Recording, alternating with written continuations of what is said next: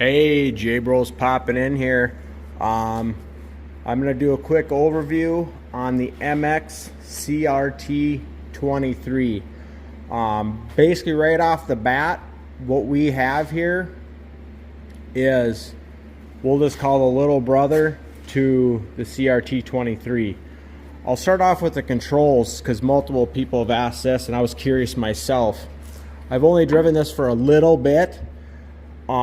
With the joystick configuration, you are not able to manipulate the boom or the bucket while you're driving, because to go up and down with the arms, let's say, you have to go left or right. Same thing with here or here. Well, if you're driving, that's drop forward, this is reverse. You can't get into that. I mean, maybe you can, but I feel with this setup here, you have your forward and reverse here. You can kind of manipulate your controls here better. Like I said, I'm not saying it's not possible. It's just way less likely just because of how the controls seem. Maybe after I get really good or something. But just don't fully expect that you're going to be operating the boom and the bucket at the same time as moving, let's just say. And I already showed you guys this before, but I'll go through it. The dash controls here are updated on this. You know, lights, horns, auxiliary, master power right here, off, on, key, throttle, obviously your joystick for your attachments. Everything else here is pretty much identical. As far as engine, the 739cc, which I have here, 739cc, I got 200 hours on this. Literally no issues with the engine. I don't foresee there to be any issues with this one. I'll remind you guys, I have not gotten to this yet, but I'm probably going to get to it today. I'll be doing an oil change video on this because it's like the oil was almost like a vegetable oil in here. So I did not like that, so I will be dumping that out. Other than that, this shell, if you want to call it, the frame, the arms, all that stuff is identical to the CRT23. What is different on here is they did a notch in on this frame, and the purpose of that is this machine is 36 inches wide. This machine is 42 inches wide. So you see how it's not notched in here and how that is notched in here? That's that setup there. Then obviously they changed the track dynamics. This is 180 by 72 by 37 link track. So the track is shorter. This is 180 by 72 by 41 links in there. So the main reason to that, because obviously the machine's not as big, so they have a smaller track on it. Now, is the reasoning why they did that to make this a cheaper machine? I don't really think so, because I think what their main objective, what they were trying to go for here, was to get this to 36 inches, which, let's say most landscapers probably would desire that more, I would think, to be able to get in between fences. The other setup here, which obviously with testing, and I'll do this in further videos, is we've got the drive sprocket here. That's the same size as this drive sprocket here. Then it's got this drive sprocket up, or not drive sprocket up here, idler sprocket up here. How is that going to perform as far as lifting?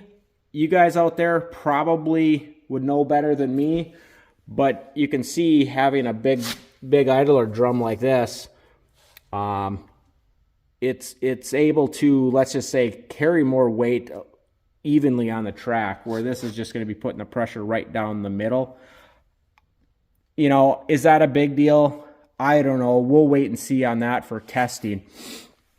Also, right when you get this rig, I've already replaced them, and I got a video on that. Grease zerks. They were the flat panhead ones on here, and this is already like this one, but I swapped them all over to the American style. And once again, there's one here, one there. That one was already swapped over. This one was already swapped over. There's one there that I swapped over, one here that I swapped over, and so on and so forth. That's kind of the stuff I did on the outside. And then what we're doing here is we're going to take this 31-inch bucket and scrap that, and we're going to put the 4-in-1 bucket on here. So that's where we go from there. So then basically what you need to be aware of, which I've mentioned this in many of my other CRT23 videos, is put the hood up here. And I've already fixed this on here, which you can see in my first go-through video. Between the CRT and the MX, this is the 2-stage pump in here. Basically, my understanding, because I've got the 3 pump in there, this one's going to put out faster flow because there's only 2 pumps, and let's just say there's 11 gallons of flow. You're going to get, let's just say, 5.5 gallons of flow to each one of those pumps. Now, whereas my 3-stage pump over there, let's say it's 11 gallons of flow, but it's only putting out, let's say, 3.5 gallons of flow per pump. So that's why I kind of think they went to this style. So far as performance, how much is it going to really make a difference? You're not going to see an overall like pickup in speed from the machine per se. I think what we're going to find out is it's probably going to run the attachments faster. That's that. Then also, at least on my machine, and I also heard from some other people, and check out my video that I'm going to be putting out after this. I have rerouted the hydraulic lines from down there. Those hydraulic lines were coming up and laying right over the top on this muffler and going straight back. Not only that, but this control box right here that I zip tied up in here, and you can check my video out on that. This control box was laying right here on the muffler as well. So before you get crazy with anything of operating this rig, you need to make sure you get your lines and stuff all cleaned up and zip tied away from the muffler or rerouted. You can see here as well, there's a melt right on this hydraulic hose there. I moved those hoses away off this muffler as well. Some of these hydraulic hoses here on the sides, they were just loose. You just get them to where you want them and then just tighten them up. So that's just one thing to be very, very cautious of when you get this rig. Just make sure your hoses and lines are away from the muffler.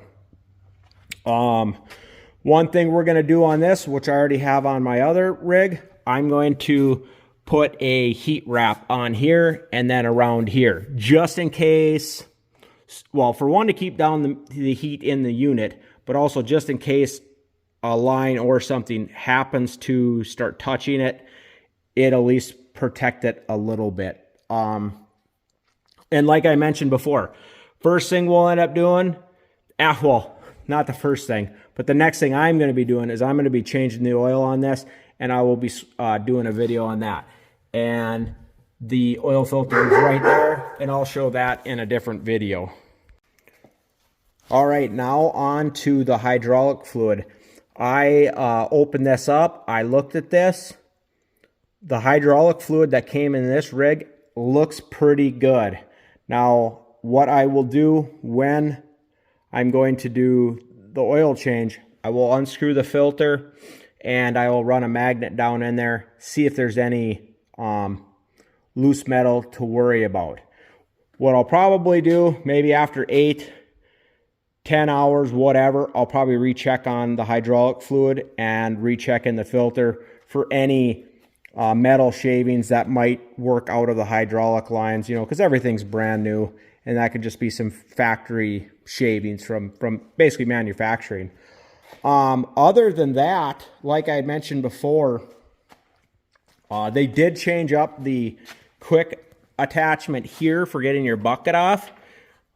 This is how these are here, and you just pull those out and they rest there like that, which is kind of nice so far, because my other ones, they're not like that, and I usually put a wood block in there.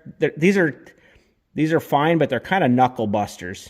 So I think they kind of improved this here.